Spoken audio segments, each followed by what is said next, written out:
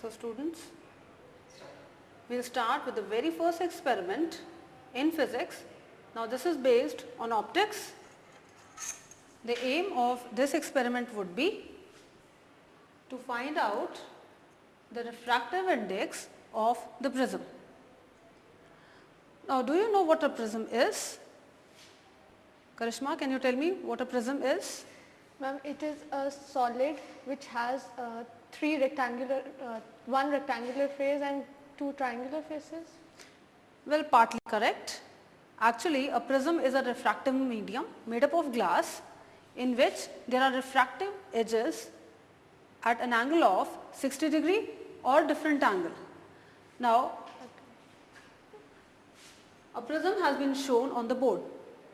The prism which we will be using is the one in which all the three angles are 60 degree.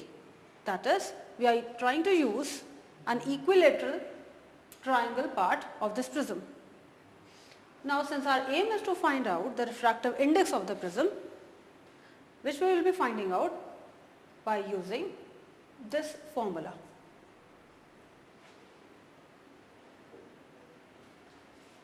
This mu symbol stands for the refractive index of the prism, which is equal to sine of a plus dm by 2 divided by sine a by 2. Now, this a stands for the angle of prism, which you can very well see in the diagram shown above.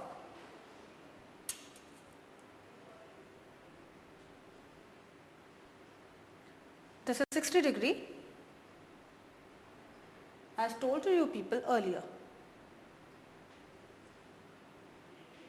Now let us see how exactly the refraction would occur. Now, do you know what is the refraction phenomena?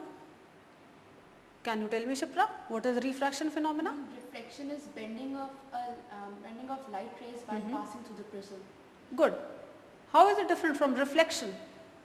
Ma'am, and reflection can occur when light rays are deflected by the mirror. Okay, by a solid surface you mean.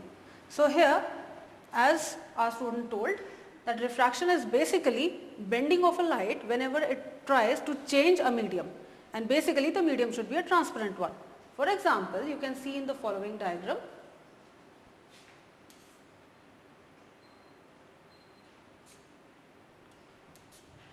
This is a rarer medium, let us say air, and this is a denser medium, for example glass in our case.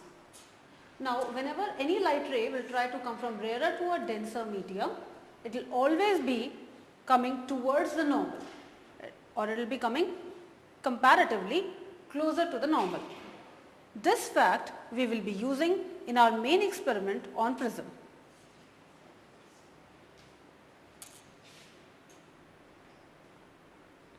Here you can see the incident ray, which we will be drawing with the help of a pencil. Now when this ray tries to go inside the prism, the medium changes, the air and the glass here. So what will happen is, instead of this ray going straight, it will try to bend towards the normal shown. Again, the refracted ray, when it tries to come out of the prism, it again suffers a refraction, and instead of going straight, it will bend away from the normal, because air is a rarer medium. So what we find is that if we extend the incident ray and the emergent ray, they make an angle D, known as the angle of deviation. This is the angle of deviation for this particular diagram.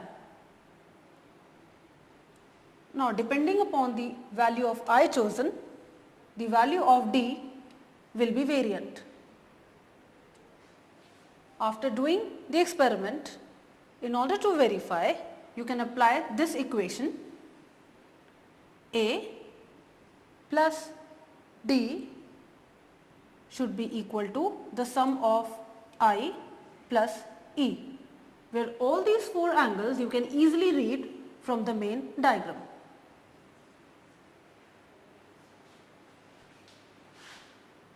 As far as the readings are concerned, you are supposed to make a table for angle I, where you will be taking all possible values you can take for angle I, let us say 6 to 7. Correspondingly, you will be obtaining some values of D. When you plot I versus D graph, you will be getting a parabola. Now, the special feature of this graph will come out to be that there will be a point where you will find that the angle of deviation acquires the minimum value possible. And for such a reading, angle I becomes equal to angle E. That is, angle of emergence is same as angle of incidence. Now, basically this is the reading that you will be requiring to find out the refractive index of the prism.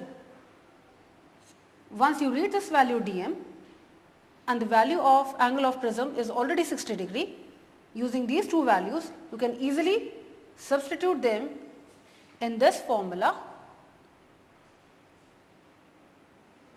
and hence you can obtain the value of refractive index.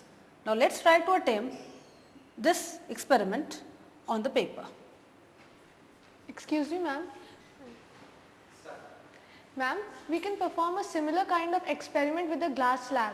Then why can't we find the value of refractive index in that case as well? Okay, that's a good question. Even a glass slab is like your prism, it's transparent medium, but the problem is that in a glass slab there is no dispersion which is taking place. If I take the help of this diagram, you can see that if you use a white light out here, it will split into 7 colors, and even for a single color you can see that the incident ray and the emergent ray are not parallel to each other, they are rather making an angle, and it is only because of this angle D that you are able to find out refractive index from the given formula. So, if by chance this and this ray are parallel, as happens in the glass slab, you are not able to find out the refractive index of the medium. That is why we always prefer using a prism. Now students, here we start the experiment practically. The basic material that you would be requiring here is, of course, a prism. This is a prism that you will be using. You can see there is a square side as well as the triangular side with it. Now, we will be keeping this prism on the paper using triangular side and not the square side. Reason being, the refracting sides are these square ones. So, obviously, they shouldn't be on the paper. Now, this figure has already been drawn, and I will be telling you the key points how to draw this figure. We keep this prism on this triangle already traced. Now, this triangle basically helps you out to maintain the position of the prism, even if by mistake you are disturbing the prism, it will be back to its position. Now, once you make the boundary, you can remove the prism, you can draw a normal line to this, that is a 90-degree line as shown in the dotted. Now, this line is shown in the dotted because it is an imaginary ray and not the real one. After making this, using a protractor, you can make any angle of your choice, preferably away from 30 and within 70 degree, as I have chosen this angle I to be 35. Now, after making this angle with the help of the protractor, you can fix up 2 awl pins on this ray. This is one and this is second. Now, one thing that you should bear in mind while fixing these 2 pins are that the awl pins that you are using, they should be perfectly straight and their end should be pointed. After fixing them up, you can keep the prism back to its position.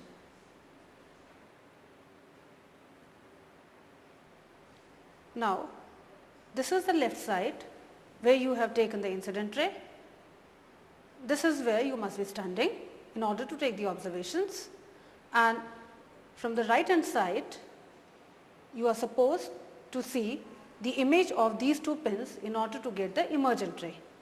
So now let us try to locate the image of these two pins from the right hand side.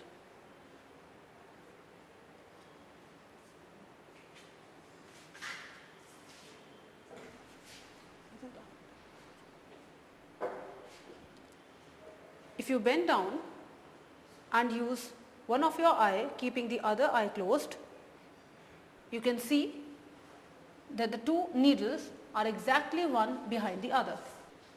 Now this being the right side, I am bending down in order to see the image of one pin behind the other, and here I can see the view which I want. Now once you are able to see this view, you take the third pin and try to fix it up in a position where you can see all the three in a single row.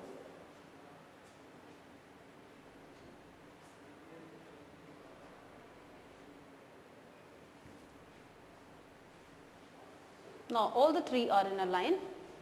If you see the third pin, you are not able to see the other two. Similarly, I take the fourth pin and fix it up in the same fashion.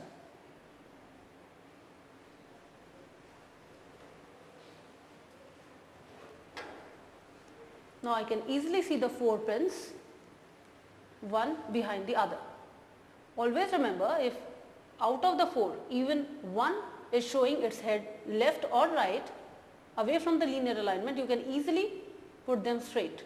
They shouldn't be left or right from the linear position. Now in the view of the camera, you are able to see all the four pins, but then one or two pins are slightly away from the linear fashion. Now this is considered to be an error in the experiment, which may lead to incorrect results. So in order to make up for that, you arrange all the pins such that when you see the last pin, you shouldn't be able to see the three behind it.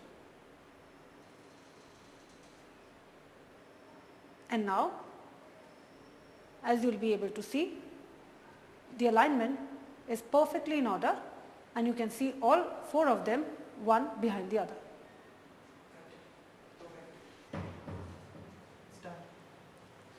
Now once you get a proper alignment, you can remove this pin from here and encircle their pinpricks. Later on, you can use these 2 points to make a unique line, which you will be calling it as emergent ray.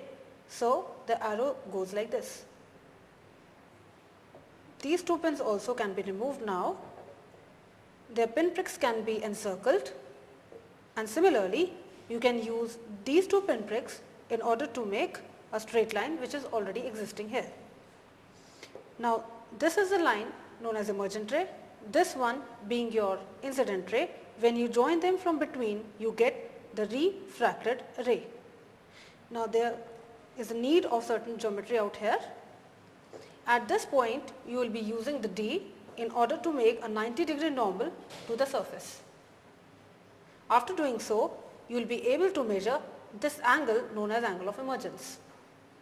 Extend this incident ray backward and extend this ray forward, you will be seeing that they make an angle known as angle of deviation D.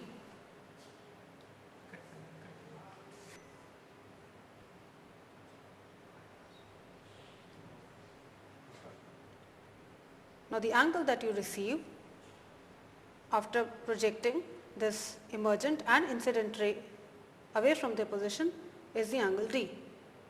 Now we have all the required angles with us here: angle E, angle I, angle of deviation and angle of prism.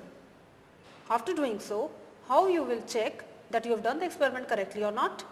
Now here is a check for you. I and E can be added together, A plus D can be added together, and these individual sums can be equated. Here you see I plus E is 104, so is A plus D, which is 104. If they come out to be equal, the experiment has been done correctly.